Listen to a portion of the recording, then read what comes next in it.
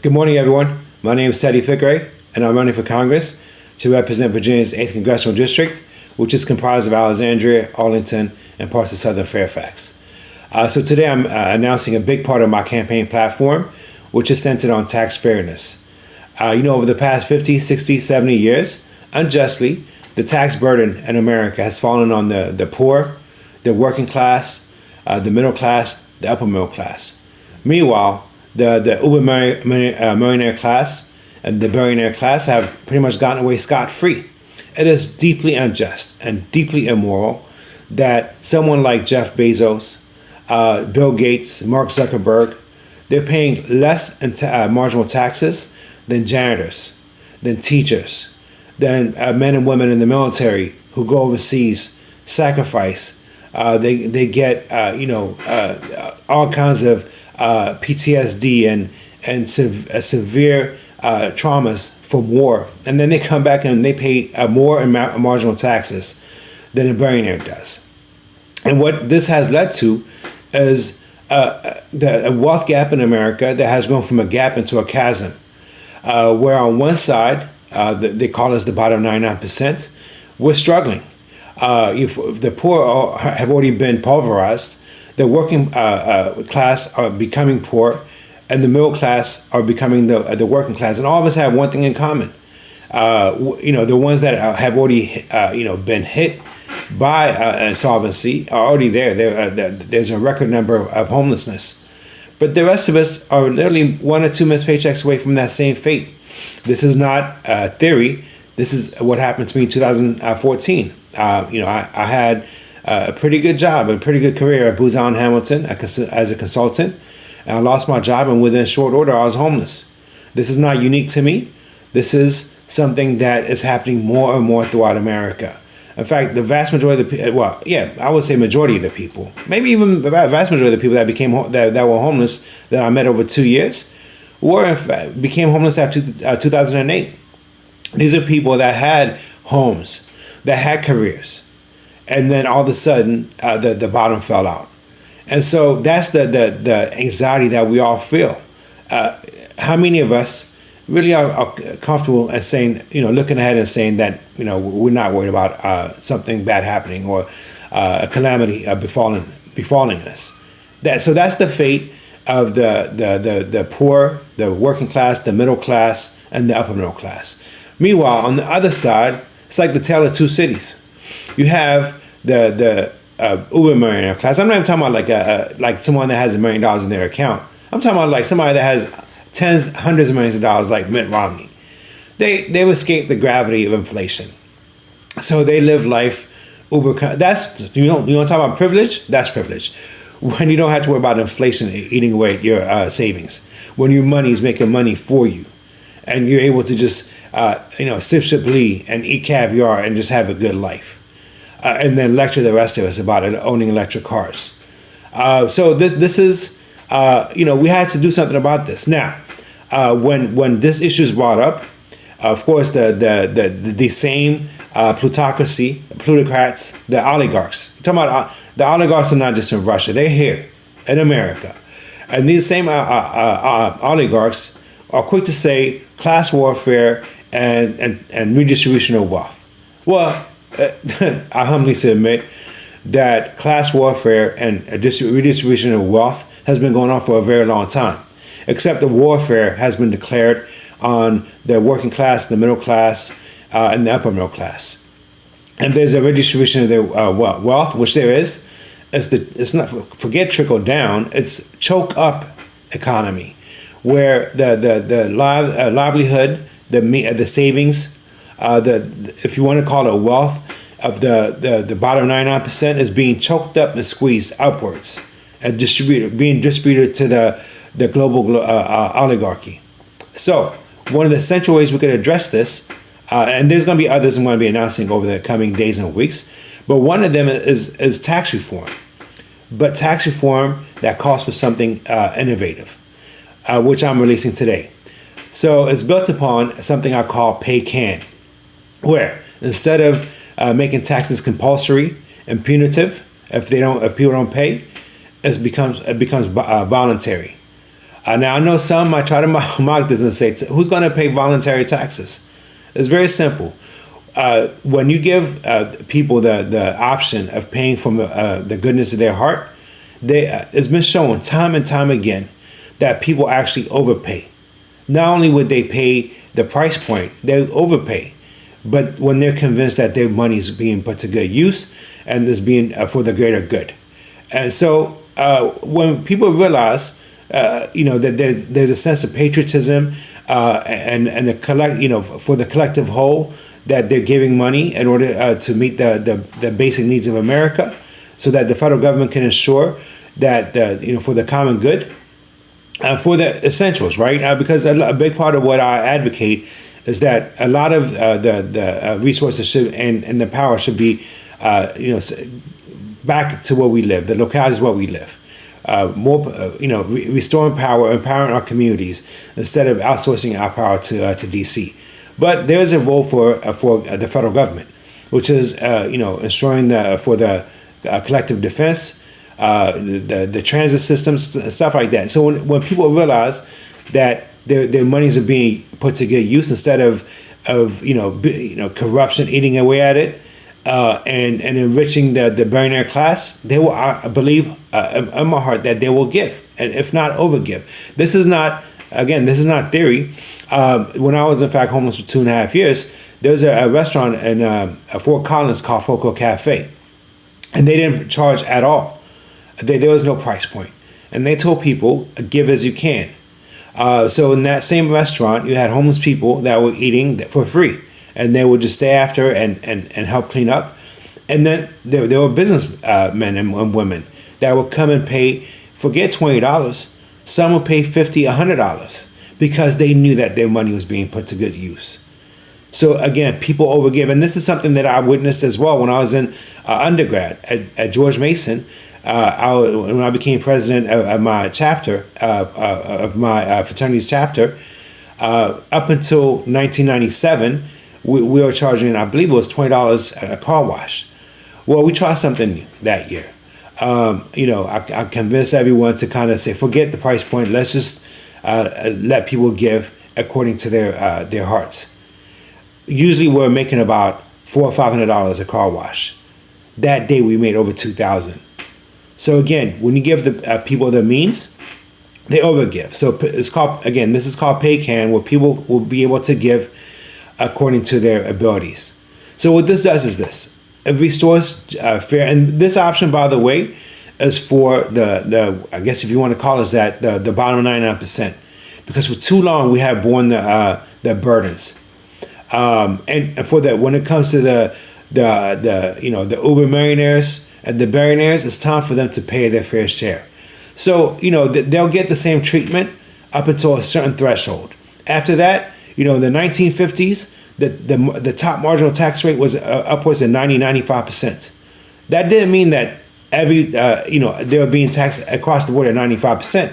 It's once you cross the threshold, then profit on top of that, you get charged 95%.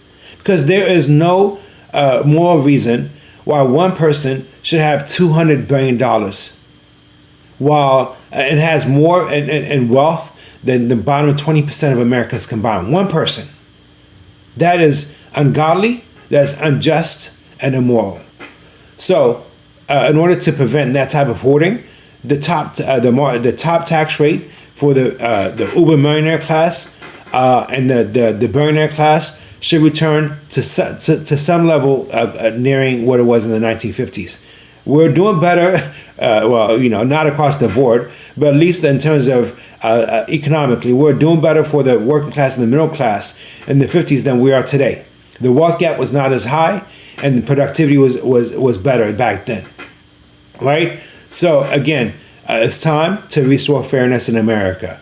So for the bottom 99%, PayCan.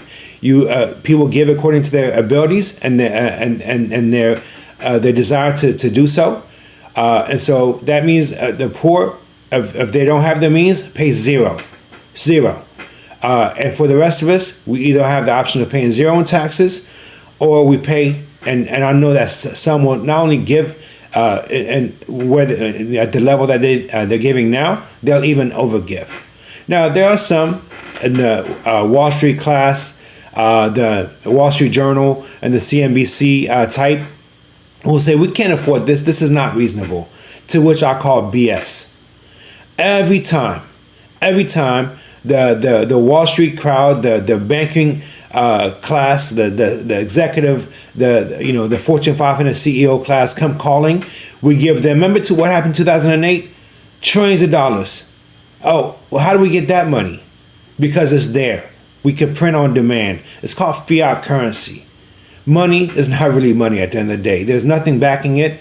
So I humbly submit that we're better off giving that money, the trillions of dollars that was given to the corporate, the CEO swindler class that broke the global economy, and not one of them went to jail. In fact, they became even more wealthier. And meanwhile, millions of homeowners were becoming foreclosed upon and became homeless eventually. Well, if you inject that money into the hands of the consumer, that money actually is called a multiplier effect. That money is put to use.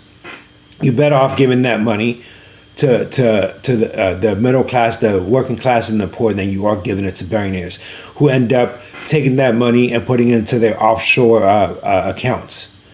So we can't afford it, obviously. Joe Biden just the other day announced over $10 billion. And that money is not going to Ukrainians. Keep that in mind. It's going to weapons manufacturers like Boeing, like Northrop Grumman, like Raytheon. This idea that all these billions of dollars is going to go to help support Ukrainians, this, again, I call it BS. It's going into the military-industrial complex. So every time the Raytheons and Boeings in the world want money, we magically find it. Every time it comes to our needs, we plead poverty. No more. We can give relief to the working class and the middle class, and we can alleviate poverty. And a big part of that would be by the way that we structure our tax codes. Let us keep more of our money. Again, it's not fair that middle class workers like I am. I'm not homeless anymore by God's grace. But it's not fair that a middle class worker, upper middle class worker, with the working class pay upwards of 35% of their money, of their earnings. Meanwhile, Mitt Romney pays zero almost because they keep gaming the system. So make it very simple. You could take away the hundreds of pages, of thousands of pages of regulations within the IRS and just make it PayCan. Pay according to your abilities. And then that applies to billionaires and millionaires as well, up until they go a certain threshold. And that could be, that part still needs to be fleshed out a little more. But let's just say anything more than $10 million will be taxed at a heavier burden. That way, you ensure fairness. And you ensure that these billionaire class are not able to hoard the money and then weaponize it to buy off our politicians and to hijack our government. Now, the argument is these people are going to just go overseas. And by the way, the same tax rates would apply to Wall Street corporations. PayCan to small businesses, and then when you cross over a certain revenue, again, higher tax rates for those corporations. This idea of we have to cater to the Amazons and the Wall Streets of the world because they're going to leave. Let them leave if they want to. We have to start holding ourselves to the level of dignity. The American consumer is coveted. We don't have to sit up here and treat ourselves as if we're the lowest common denominator. There's a reason why corporations want to have access to these markets. So these corporations are going to pick up and leave because they're being asked to pay their fair share of taxes. Let them leave. The basic premise of capitalism, the capitalism of Adam Smith, is that basically the undergirdings of it is destructive capitalism, or destructive wealth, where basically when a company fails, other companies will step in into the vacuum. So if Walmart leaves, good riddance. Actually alleviates the poverty that they're bringing along with them when they wipe out small businesses and when they wipe out mom and pop shops. So in their wake will stand up entrepreneurs, which is actually better for Americans. Small businesses are better than these mega corporations. So again, PayCan for the working class, the middle class, and of course the poor, where people pay according to their abilities and their from their hearts. And if they can't pay, then they don't pay. And then at a certain threshold, PayCan for the millionaires and billionaires too. But once you cross a certain threshold, whether it's over $10 million or $100 million in revenue, then next marginal dollar will start being taxed at levels closer to what it was in the 1950s, the top tax rate. And the same thing for multinational corporations. And so that's the first big part of my economic plan. I'm going to actually spell this out in a little more detail on the website. If you go to www.fikre.va.com, you find out more about it. It will be published sometime this afternoon. Again, the name is PayCan, and it's given the ability for Americans to pay, not based on being punished or having their wages garnished, but because they're able to and because they want to for the greater good. All right. Thank you, everyone. Again, my name is Teddy Fikre, and I'm running for Congress to represent Virginia's 8th Congressional District. And what I tell people all the time, the days of millionaires working for billionaires, it has been shown that it just doesn't work for us. So it's time for us to work for ourselves, and that's why I'm running. I work 2 jobs. I have in the daytime I have an IT. I'm an IT project manager. And before I start the work day, I do Uber in the morning and Uber at nighttime. So I know the pains of the average Americans because I'm living it. It's not a talking point for me. So that's why I'm running for Congress. Again, you can find out more by going to www.fikre.va.com. You'll see it on the logo on the right-hand side. And then you can follow me on Twitter, for example, as Teddy, Teddy _ Fikre, Fikre. And on Instagram is Teddy, TEDDY.FIKRE. And across all the social media platforms, our campaign account is Fikre, Fikre, Fikre #4 VA. All right. Thank you, everyone, for tuning in. And there will be another campaign release this weekend. And that one's going to be centered on reforming healthcare to ensure that we actually drive down the cost of healthcare for everyone. Thank you, everyone. Have a blessed day.